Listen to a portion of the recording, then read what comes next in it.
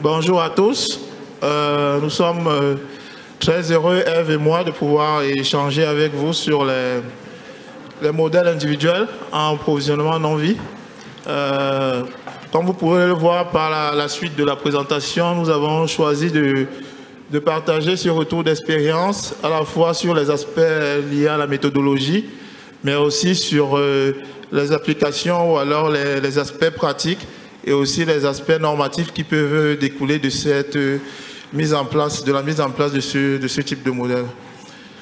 Alors, en guise d'introduction, ce qu'on peut dire, c'est que ces modèles, l'intérêt de plus en plus croissant de ces modèles individuels, sont portés notamment, comme on peut le constater ces dernières années, avec la disponibilité importante des données. Alors, une disponibilité des données, que ce soit des données nouvelles, mais aussi parfois des données anciennes, mais qui n'étaient pas exploitées ou alors pas assez formatées pour qu'ils puissent être exploitées différemment. Donc, le fait qu'on puisse avoir ce type d'information a permis d'accroître l'intérêt de ces méthodes-là, de ces modèles. Et parallèlement à ça aussi, les méthodologies adaptées, parce que d'une part, si on a les données, il faut qu'il y ait des méthodes adaptées pour pouvoir traiter ce type de données. Donc, ces deux changements progressifs mis ensemble ont contribué à la mise en place de ces modèles individuels. Et plus spécifiquement sur le provisionnement non-vie, certaines limites des anciennes méthodologies, notamment la méthode de chain leader qu'on utilise habituellement, ont permis de se poser des questions sur qu'est-ce qu'on pourrait utiliser. On sait qu'en général, le chain leader marche bien sur des hypothèses assez précises, et notamment quand on a des sinistres d'une certaine taille, donc assez faibles, et donc ils sont assez faciles à agréger, et donc le phénomène global pourrait correspondre à l'ensemble de la population. Mais lorsqu'on commence à avoir des sinistres assez hétérogènes et assez volatiles, à la fois dans le temps, mais aussi en termes de typologie de sinistres, on peut avoir assez de difficultés à appliquer ces méthodes classiques agrégées. Et donc, c'est dans ce contexte-là que Groupama et Milliman ont travaillé sur le sujet des RC corporels autographes. Donc là, effectivement, on a des sinistres d'une certaine importance et qui commencent à être assez volatiles. Et aussi, d'un côté métier, ce qu'on avait constaté sur les dernières années, c'était dû au fait qu'on avait ce niveau de volatilité, mais on n'arrivait pas forcément à calibrer les bons ultimes, et donc ça se traduit forcément par des maladies d'une année à une autre, d'une part.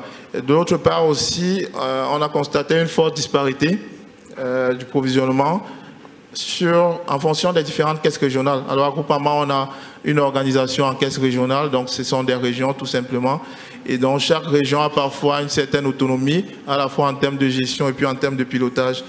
Et donc on a constaté cette disparition, et la question c'était de savoir est-ce que cette disparité-là est liée seulement au risque, seulement au type de gestion de sinistre, ou alors aux deux en même temps. Et enfin aussi dans le cas d'IFRS 17, on se disait qu'il est bien de pouvoir avoir une vision un peu plus précise de notre sinistralité pour pouvoir remonter les informations aux mailles métiers comme le demandera la nouvelle norme. Donc dans cette présentation, on va alors aborder plusieurs étapes de notre travail. Alors cette collaboration qui a eu entre Milliman et Groupama a duré quelques semaines. L'idée c'était de pouvoir déjà améliorer nos connaissances sur ces différents modèles individuels, sachant que de notre côté, on avait commencé à développer certains modèles et on avait quand même besoin d'échanger avec des personnes qui travaillaient déjà sur ce type de sujet et qui pouvaient nous apporter aussi leur retour d'expérience. Donc, dans un premier temps, on va vous présenter les données qu'on a utilisées pour cette collaboration. Ensuite, les modèles individuels qui ont pu être implémentés. On parlera aussi des résultats obtenus. Et surtout, ce qui peut être intéressant, c'est pouvoir savoir quels sont les enjeux et limites qu'on peut avoir lorsqu'on passe à ce type de modèle. Voilà, donc dans un premier temps, je vais vous présenter un petit peu les différentes variables qu'on peut exploiter sur des sinistres individuels. Donc là, on a travaillé essentiellement sur la branche auto, sur de la RC corporelle auto. Donc, il y a plusieurs types de variables individuelles intéressantes. Le premier type de variable qu'on peut intégrer dans des modèles individuels, ce sont des variables concernant les provisions. Donc, les gestionnaires vont constituer une provision dès l'ouverture du sinistre. Donc, déjà, rien que cette première information est très importante dans le cadre des modèles individuels parce qu'en fait, du coup, le gestionnaire, quand il va émettre une première provision, va donner un premier avis sur la gravité du sinistre. Comme autre variable concernant les provisions, on va avoir les révisions de cette provision, ainsi que toutes les caractéristiques du gestionnaire. Donc, petit aparté, on ne les a pas utilisées là dans nos modèles, mais potentiellement, ça peut faire partie des variables qu'on peut utiliser dans tous les modèles de machine learning, les modèles individuels, etc. Donc, quand je parle de caractéristiques gestionnaires, ça peut être l'âge du gestionnaire, ça peut être la région, ça peut être tout un tas de variables. Et du coup, rien qu'à partir de ces variables concernant les provisions, on peut déjà établir des premières études purement descriptives, mais qui vont donner une première idée en fait de la façon dont les gestionnaires vont constituer leurs provisions. Donc ça va être un jugement humain qui repose parfois sur des éléments médicaux, donc là dans le cas de la RC corporelle. Mais c'est intéressant du coup de pouvoir comprendre comment les gestionnaires vont constituer cette provision. Le deuxième type de variables dont on dispose, bien évidemment, ce sont des variables concernant le sinistre et l'assuré. Donc ça, c'est classique. Toutes les variables qu'on peut utiliser pour faire de la tarification, donc l'âge de l'assuré. Là, dans le cas de la RC corporelle auto, on va avoir l'âge du véhicule, l'âge du permis, la région. Voilà, le sinistre en lui-même, donc le type d'événement. Est-ce que c'était un... Alors là, j'ai aucun exemple qui me vient en tête, bien évidemment. Le type d'événement, ça peut être, je sais pas moi, la voiture a foncé dans un mur, ou bien alors un accident entre deux véhicules, ou voilà, ce genre de choses. Le nombre de blessés, les circonstances du sinistre, le nombre de blessés graves parmi le nombre de blessés. Voilà, donc on peut décliner beaucoup de variables sur le sinistre en lui-même. Et enfin, les variables concernant la victime ou les victimes, donc la gravité des blessures, l'âge de la victime, le type de prise en charge de la victime et le taux d'AIPP qui est le taux en fait d'invalidité suite à l'accident. Petite précision, ces variables-là, concernant la victime, on ne les avait pas encore disponibles quand on a fait l'étude, on vient de les obtenir à l'instant, voilà, à l'instant, sur cette dernière semaine, donc elles n'ont pas été intégrées à l'étude. C'est dommage parce que intuitivement, ce sont les variables qui sont le plus prédictives de l'ultime dans le cas de la RC corporelle. Mais du coup, on a fait 100. Et ce qui est intéressant, c'est juste du coup d'avoir bien en tête le fait que c'est très important d'aller chercher le plus de variables individuelles possible quand on fait du provisionnement individuel. Alors, juste pour retracer un petit peu le périmètre de l'étude et quelques éléments sur la base de données qu'on a utilisée. Donc, on s'est basé uniquement sur des sinistres graves, donc qui ont dépassé à un certain moment donné de leur trajectoire de paiement et de charges, qui ont dépassé 500 cas d'incurred.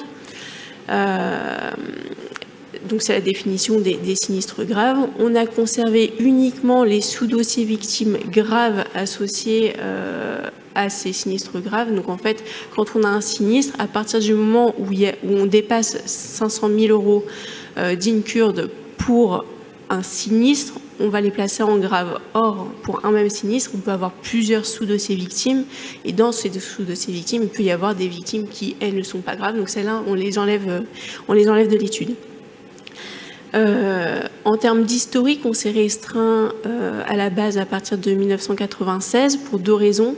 Donc, comme vous le voyez sur ce graphe qui représente les délais de déclaration en fonction de l'année de survenance. Donc, tout ce qui est avant 1996, on a des délais de déclaration qui sont anormalement longs et qu'on n'a pas forcément essayé d'expliquer. Mais en tout cas, clairement, ce sont des outliers, donc on n'a pas voulu les inclure dans l'étude. Et par ailleurs, en fait, dans les calculs des triangles de projection utilisés actuellement chez Groupama, on se restreint de toute façon à la base à partir de 1996. Donc, on voulait être en ligne en fait pour pouvoir éventuellement faire des comparaisons à la fin. Donc, on s'est restreint sur la même base. Périmètre de modélisation. Donc, dans le cadre de provisionnement des sinistres, en général, il y a les IBNR, donc les sinistres qui sont survenus mais qui n'ont pas été déclarés. Donc IBNR au sens définition au sens large.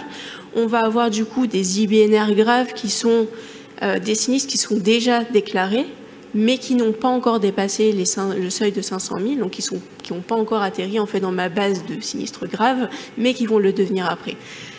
Donc ça, ce sont des IBNR graves. Et enfin, on a les RBNS graves, donc tous les sinistres qui ont déjà dépassé le seuil de 500 000 euros d'incurred, mais qui n'ont pas encore été clôturés. Et dans le cadre de cette étude, on s'est attaché uniquement à provisionner les RBNS. On n'a pas utilisé de méthode d'approximation du nombre d'IBNR et d'ultimes associés.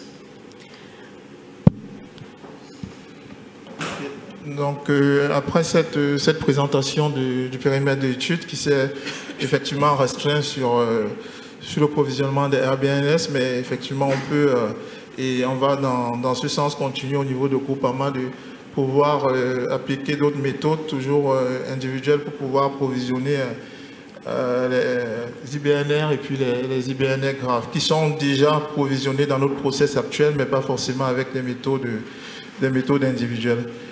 Et donc, en termes d'analyse ou alors d'analyse descriptive, ce qu'on a réalisé, l'idée, déjà pour mettre un contexte, c'était de faire des analyses descriptives qui pouvaient nous permettre de savoir si oui ou non, on pourrait mieux prévoir notre ultime. Et pour ce faire, il y a deux approches. La première, c'est de se dire, est-ce que lorsqu'on a un sinistre, on peut, dès le moment, savoir effectivement quel sera le niveau d'ultime. Donc ça, c'est le monde idéal où on aurait un modèle fantastique qui, à partir des caractéristiques à la fois de l'assuré ou du type d'accident, nous permettrait d'avoir l'ultime. Ou alors, ce qu'on peut se dire dans le cas où on ne peut pas atteindre cet objectif assez ambitieux, c'est de dire quand même, est-ce que, comme on le fait de façon classique dans le provisionnement, à la date T, toutes les informations disponibles à la date T, donc forcément le déroulement du sinistre, on peut quand même avoir une estimation assez fiable de l'ultime. Si vous vous rappelez, au départ, on partait d'un problème où sur les sinistres graves, on avait quand même du mal à calibrer l'ultime et on observait une chronique de Boni-Mali, ou plutôt de Mali, sur plusieurs années. Donc, si on arrivait, pour nous, Groupama, à pouvoir, même à un instant T, calibrer un ultime assez stable sur les sinistres graves, ce serait déjà une grande avancée pour nous.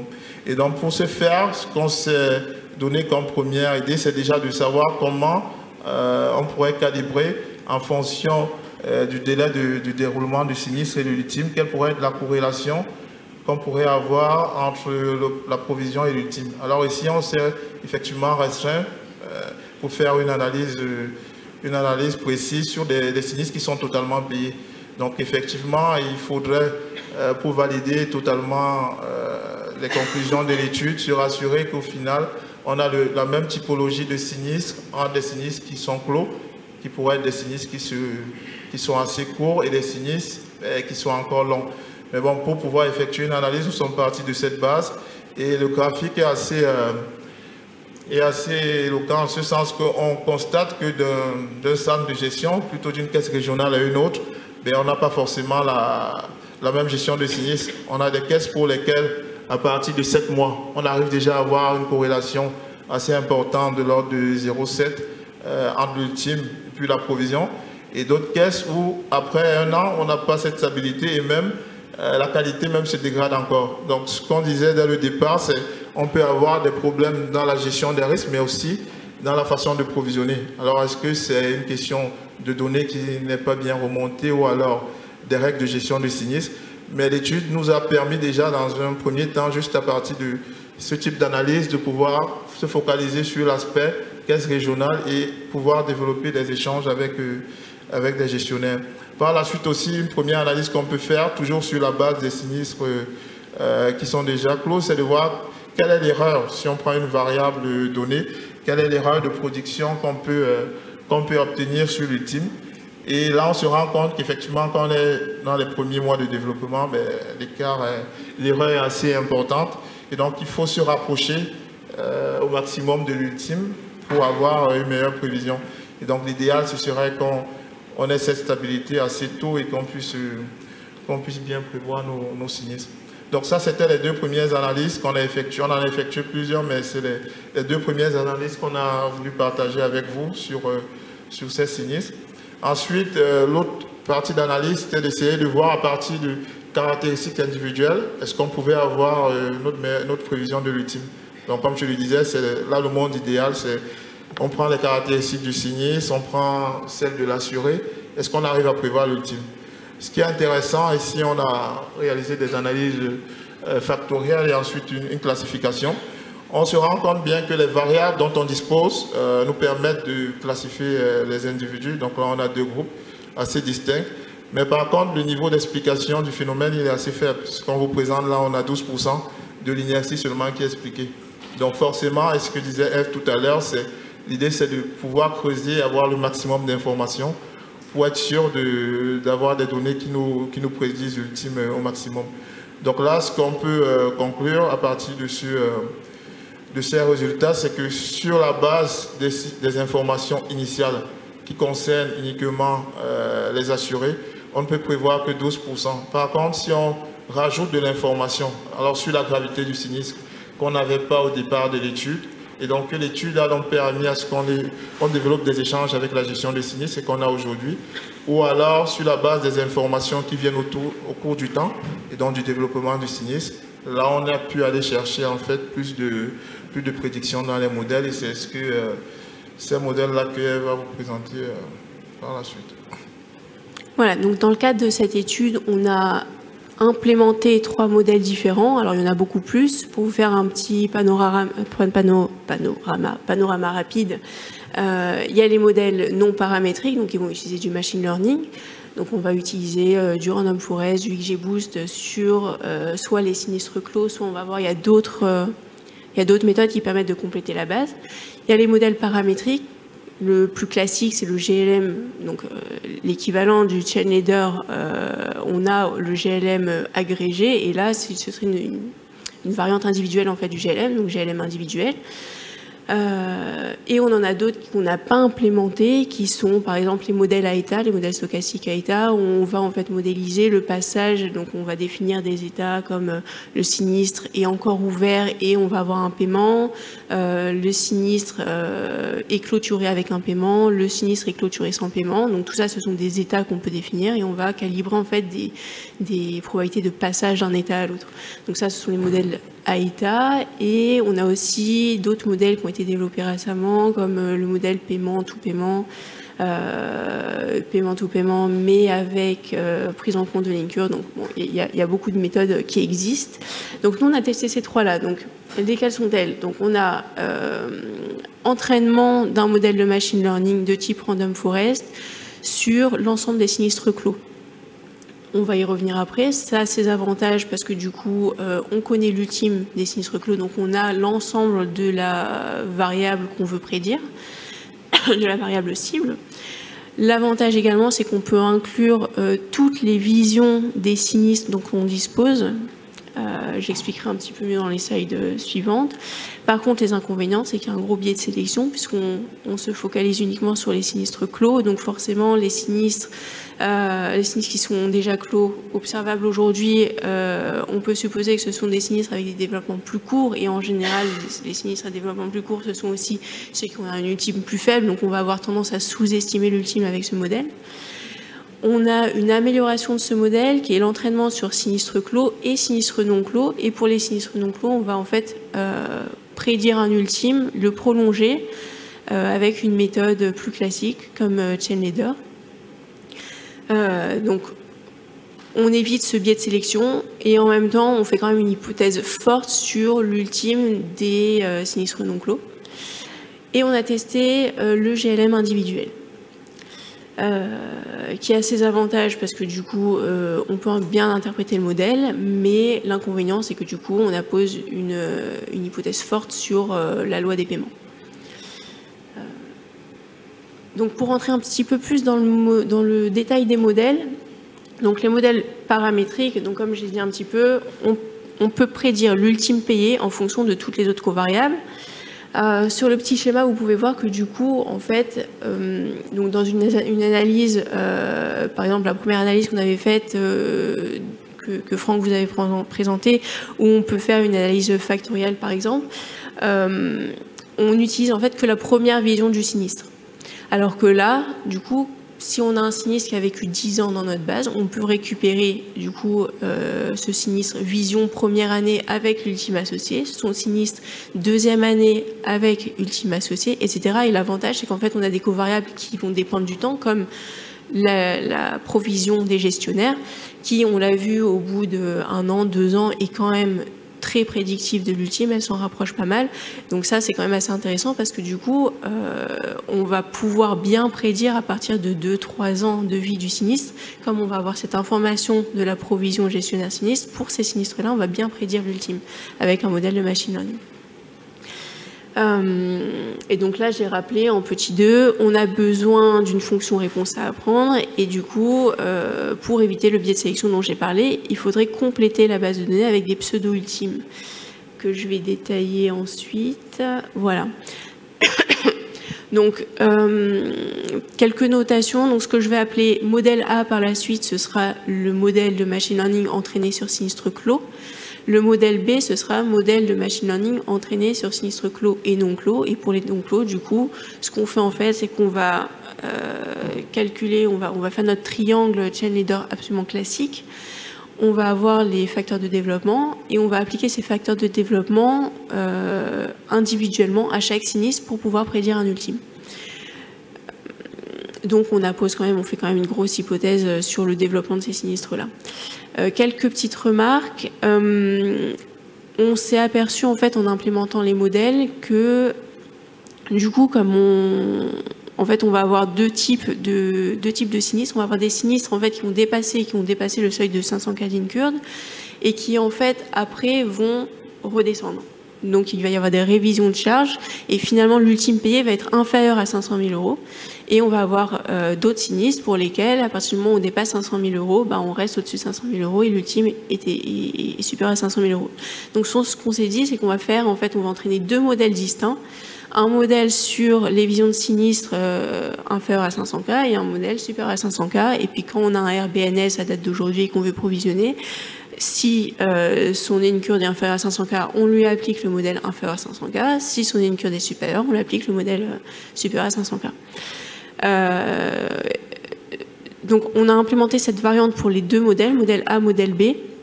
Donc modèle A global, ce sera un modèle A avec tous les sinistres. Modèle A différencié, ce sera ce modèle en deux parties. Et pareil pour le modèle B. Ce qu'on observe, c'est qu'en fait, avec la méthode différenciée, on va avoir une surestimation légère de l'ultime parce que, en fait, comme les gestionnaires sinistres surestiment l'ultime pendant les 5-6 premières années de vie du sinistre, en fait, on va appliquer le mauvais modèle pour toutes les visions de sinistres inférieures à 5-6 ans. Voilà, donc c'était intéressant de faire cette comparaison.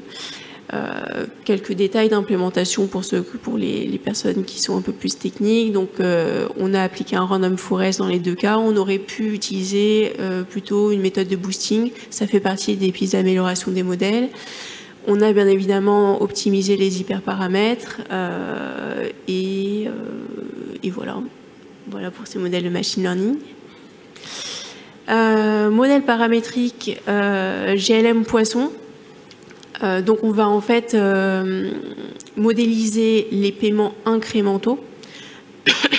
On va supposer qu'ils suivent du coup une loi GLM. On n'a pas réussi à caler de loi, donc on a testé plusieurs lois, on n'a pas réussi à caler de loi qui permet de vérifier l'homocédacité des résidus et toutes les caractéristiques des résidus qui doivent être vérifiés dans ce genre de modèle. Donc on n'a pas validé ce modèle de toute façon. On a utilisé les méthodes step AIC, step BIC pour essayer d'utiliser les variables vraiment les plus pertinentes dans un souci de parcimonie du modèle, mais même avec ça, ça n'a pas vraiment fonctionné. Une des raisons principales pour lesquelles le modèle n'est pas bon, enfin il y a deux raisons. La première raison, c'est le manque de covariables vraiment prédictives de l'ultime, donc vraiment des variables sur les blessures de la victime, le taux de gravité de l'accident. Deuxième raison, c'est parce qu'on ne peut pas inclure dans ce genre de modèle toutes les variables qui dépendent du temps. Donc la provision des gestionnaires sinistres, on ne peut pas l'inclure parce que comme on modélise des paiements incrémentaux, on ne peut pas du coup projeter en fait cette variable dans le temps. On ne peut pas projeter la provision des gestionnaires et donc on ne peut pas l'inclure. Or, dans les modèles de machine learning, les variables qui ressortaient comme le plus prédictible, c'était justement les variables de provision. Donc ça, c'était la deuxième raison. Et la troisième raison, c'est que du coup, en fait, on va prédire des paiements incrémentaux qu'on va ensuite sommer. Mais disons, imaginons qu'un sinistre, il est à son année 2 de vie et qu'on doit du coup projeter 10 ans. En fait, on va faire une estimation sur chacune des années et donc en fait, on va sommer énormément d'erreurs de prédiction. Donc en fait, on arrive à des erreurs de prédiction qui sont juste énormes. Voilà pour les modèles et après on passe aux résultats. Okay.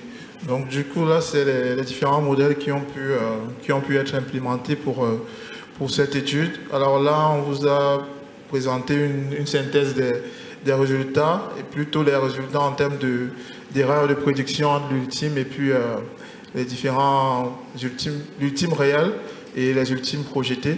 Alors pour rappel, le modèle A, comme Eve le disait, c'est les modèles qui ont été entraînés sur l'ensemble des sinistres clos, et le modèle B sur l'ensemble des sinistres clos et les sinistres non clos projetés, et le modèle C, c'est bien le modèle paramétrique, le GLM individuel. Et effectivement, la différenciation aussi faite entre les sinistres qui finissaient avec un ultime inférieur à 500 cas, d'où la ligne différenciée à la fois pour les modèles A et B. Et donc, globalement, ce qu'on constate, alors hormis le modèle C, parce que les conditions de validité du modèle et non seulement aussi les erreurs de prédiction étaient importantes, comme Eve l'a rappelé, mais si on regarde les 5 premières colonnes du cours, c'est-à-dire l'évaluation du gestionnaire, on regarde les 4 autres modèles, ou alors les 2 principaux types de modèles qui ont été différenciés. Globalement, on constate que pour la plupart des années de survenance, le gestionnaire est généralement au-dessus de l'ultime, et qu'on obtiendrait des modèles qui nous permettraient d'être à la fois plus proche de l'ultime et d'être en dessous en fait du gestionnaire. Donc alors effectivement, il faut toujours avoir en tête les principales conditions, les principales hypothèses et puis les principales limites des modèles, notamment le fait que les modèles sont entraînés sur des dossiers clos et que sur les dossiers non clos, on a fait des hypothèses de projection. Mais si on partait sur ce modèle qui a été calibré, on se rendrait compte qu'il serait possible d'avoir des marges en fait, de provisionnement par rapport au gestionnaire sur l'ultime. Parce que quand on regarde ce que le gestionnaire provisionne, on est en général un peu au-dessus de 25% sur toutes les années de survenance. Et quand on regarde le modèle B, qui est plutôt le modèle qu'on retiendrait, parce que c'est un modèle qui permet de corriger le biais du modèle A sur les sinistres clos, donc un modèle qui permet d'être entraîné sur tous les sinistres, on voit qu'en général, on est à peu près 10% au-dessus de l'ultime réel qu'on observe. Et donc, non seulement on a une marge par rapport à ce qu'on observe, mais on a un gain par rapport au gestionnaire. Donc l'intérêt aussi de ce genre d'études, c'est au-delà du provisionnement, de pouvoir avoir des manœuvres de pilotage, si on réussissait à complètement le valider, à l'entraîner encore sur plusieurs années, en ajoutant notamment les variables de gravité du sinistre qu'on a pu obtenir aujourd'hui, c'est de pouvoir avoir cette marge de provisionnement là. Et donc là, c'est en termes de provision. Et quand on regarde dans le tableau juste en dessous, on a voulu faire une comparaison avec ce qu'aujourd'hui on pouvait obtenir en termes de chain leader. Et globalement, on se rend compte que si on prend par exemple le modèle B ou le B différencié, on se rapproche, comme je disais, pas mal de ce qu'on pourrait faire en termes de chain leader. Donc effectivement, c'est pouvoir aussi si le modèle ne donnait pas des prévisions assez aberrantes par rapport à ce qu'on observe aujourd'hui. Et on voit que ça reste quand même dans un intervalle assez correct. Donc ça reste des modèles qui peuvent être utilisés et qui peuvent être améliorés et puis mis en production. Et donc parlant de la mise en production, il faut voir qu'est-ce que cela pourrait engendrer dans tous les processus de production même de l'entreprise. à la fois sur les aspects normatifs et puis sur les aspects opérationnels. Sur les aspects normatifs, déjà en termes de volatilité, ça pourrait être intéressant parce qu'aujourd'hui, sur la partie grave, et on a du mal à calibrer cette volatilité, ou alors si on veut vraiment la calibrer avec des modèles chain leader, ce sont des volatilités assez importantes. Et donc, si on considère ça, ça implique de pouvoir mettre des marges de risque très importantes et donc forcément avoir un effet sur le résultat. Alors, avec ces modèles, on permet de calibrer des volatilités moindres et donc forcément, ça nous permet d'être plus certains de nos prédictions et puis pouvoir avoir des marges de risque assez cohérentes. En termes aussi de différentes normes, généralement dans nos entreprises, on a plusieurs types de normes, que ce soit les normes climatiques, aujourd'hui avec le réchauffement climatique ou les différentes normes de grave. Cet aspect aussi, ça pourrait permettre de prendre en compte ces différents résultats qu'on a pu obtenir à la fois sur la gestion des sinistres. On a observé sur la partie descriptive déjà une différenciation entre les caisses et le fait que les prévisions de l'ultime n'étaient pas possibles de faire dès les premières années. Donc ça pourrait être incorporé aussi dans nos différentes normes.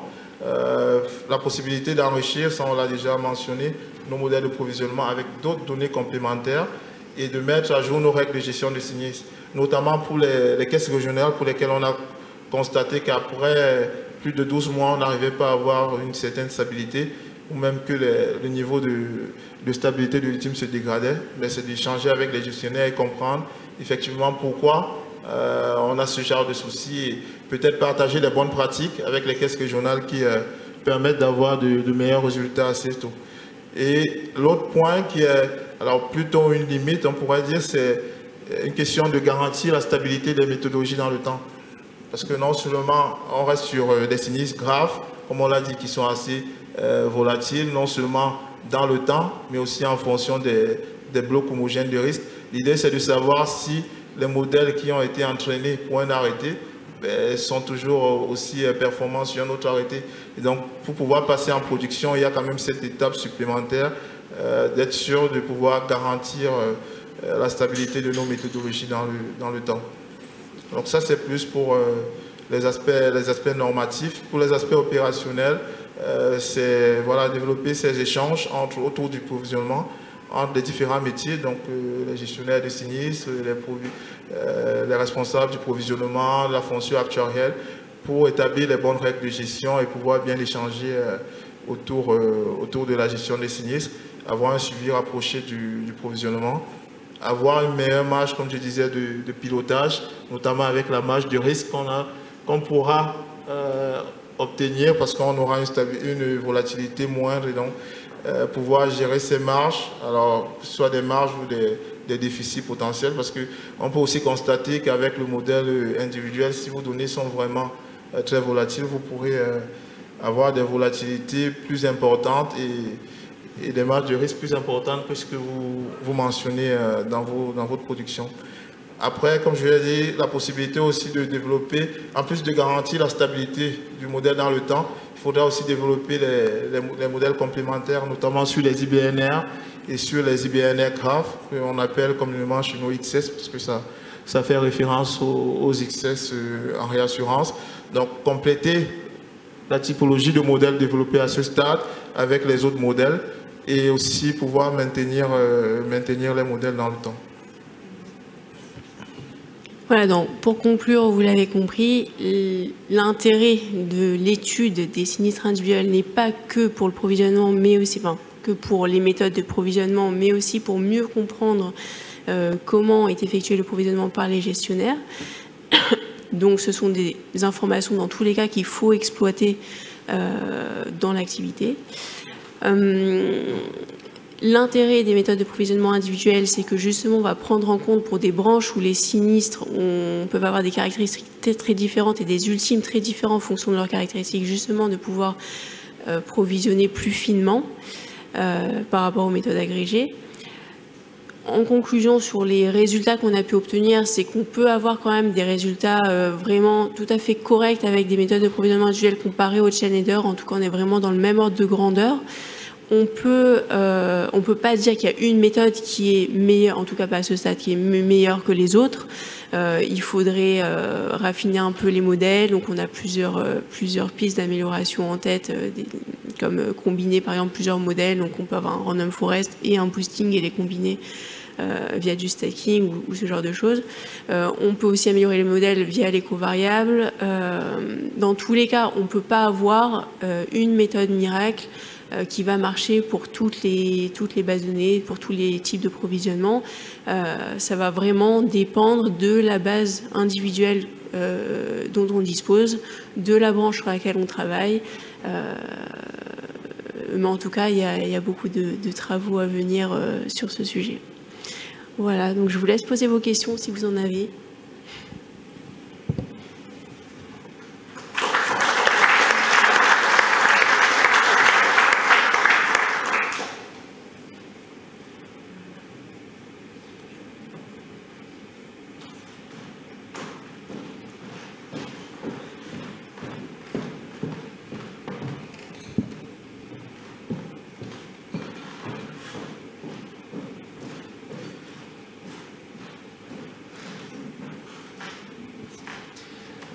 Bonsoir, merci pour cette présentation. Alors j'avais deux petites questions, je vais poser l'une après l'autre peut-être. La première, c'est juste de compréhension. Vous comparez avec le chain leader, mais vous dites que vous ne regardez en fait que les RBNS. Or, le chain leader, en général, il va intégrer aussi l'IBNR. Donc, comment se fait cette comparaison? Alors, tout à fait. Ce qu'on a fait, c'est qu'on a projeté un triangle survenance, déclaration, donc déclaration grave, donc dépassement du seuil de 500 000 €, pour pouvoir en fait estimer un nombre d'IBNR graves et en fait pouvoir comprendre. Alors, on a projeté un nombre du coup survenance déclaration, on en a déduit du coup un nombre d'IBNR graves, on en a déduit la part que représentaient les IBNR graves parmi tous les IBNR et on en a déduit du coup la part que représentent les RBNS. D'accord, merci. Et la deuxième question, qui était plus une question de curiosité, vous avez mentionné au début de la présentation la question de temps de déclaration, enfin de reporting du sinistre. Et donc je me demandais, en fait, dans votre base, bien entendu, vous n'avez que des sinistres qui sont déclarés. Est-ce que ce temps de déclaration, il semble avoir un impact sur le montant terminal du sinistre? Parce que sinon, vous pouvez aussi avoir un biais, non seulement du côté des non-clos, mais aussi de ce côté-là, parce que votre base zappe toute une partie de sinistres qui mettent un certain temps à être portés à la connaissance de l'assureur. Oui, donc du coup, c'est le fait qu'on n'estime pas en fait la part des IBNR. C'est pas que ça, c'est que si la variable temps de déclaration est extrêmement prédictive du montant du sinistre. La variable temps de déclaration est incluse oui. dans tous les modèles individuels. Oui, mais il peut y avoir le risque que votre base ne contienne justement très peu d'informations. Oui, parce qu'on a restreint la... Oui, je comprends votre point. Après, on s'est dit que du coup, les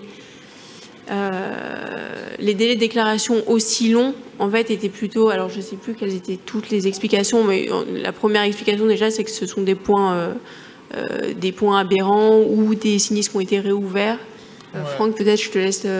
Oui, alors, effectivement, ça reste des sinistres qui sont assez aberrants. Par exemple, on peut avoir des cas où on a des jeunes personnes qui ont des accidents et notamment quand ils passent à l'âge adulte, il faut changer de barème. Donc, on peut avoir un délai de déclaration de plus de 16 ans, mais ce n'est pas forcément lié à la gestion du sinistre, mais c'est parce qu'il y a eu ce changement. Et donc, quand ils passent en adulte et que l'accident ou bien les blessures s'aggravent, on a un sinistre grave. Donc, il y a des points comme ça aberrants qu'on a pu traiter. Et globalement, quand on observe nos triangles dans notre provisionnement, on constate que la part des sinistres post-96, parce que du coup, là, ça coïncide avec ce qu'on fait dans nos triangles, mais déjà dans nos triangles, la part des provisions post-96 est bien inférieure à 1%.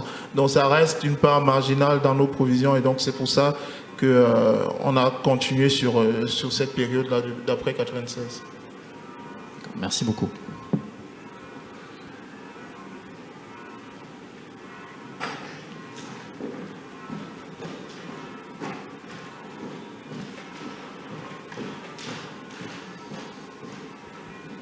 Merci pour la présentation. Et je voulais juste savoir qu'est-ce que vous faites du coup pour les IBNR. Est-ce que vous pouvez avoir une approche individuelle aussi ou comment? Alors, il y a des modèles individuels pour la part des IBNR. On ne s'est pas encore vraiment penché sur la question pour l'implémentation, mais ça fait partie des travaux à venir. Mais il en existe, en tout cas. Mais c'est plus compliqué, j'imagine. C'est plus compliqué, forcément. C'est un peu plus compliqué. Ouais, ok, merci.